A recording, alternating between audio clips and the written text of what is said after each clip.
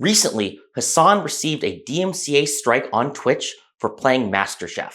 And I think that there's evidence that this strike might actually be a fake strike by a troll and not the real rights owner. But before I get into that, I want to give a massive disclaimer that the stuff that I found is highly circumstantial and speculative. So there could be a reasonable explanation, but some of it just felt weird. So let's get into it. Point number one, a fake DMCA for MasterChef content has actually happened before. Before everybody was streaming MasterChef on Twitch, there was another streamer called Trainwrecks TV who was doing it.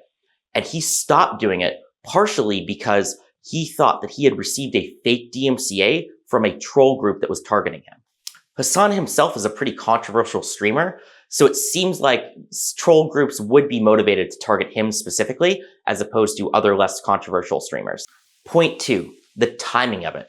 Hasan received this DMCA strike on a Saturday morning on a past VOD, and it wasn't anybody else who has received these DMCA strikes for MasterChef as far as I'm aware. So it can't have been some bot that DMCA'd him, because if it was a bot, a bunch of streamers would have been DMCA'd, not just Hasan. That means it was a manual DMCA. And it was a manual DMCA not during working hours. Kind of weird. And point number three, which is the most important piece of evidence, the name that was on Hasan's publicly posted DMCA request is wrong. If we look at Hasan's publicly posted DMCA request, you'll notice that it says the words Fox Network on it. Fox Network is not the words that Fox usually uses to send DMCA requests. Instead, the normal name that Fox uses to send DMCA requests is actually called Fox Group Legal, not Fox Network. How do I know this?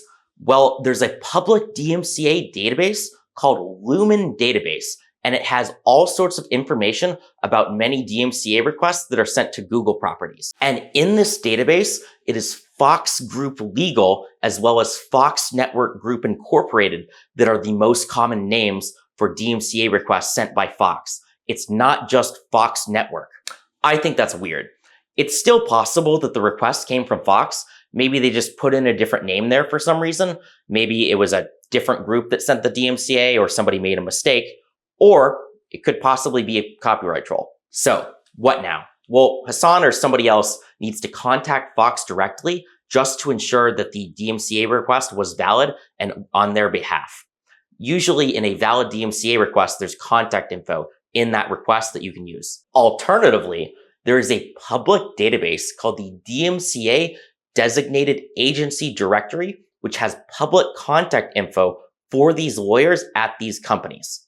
I tried calling them already, but it was a Saturday when I called, so nobody picked up the phone.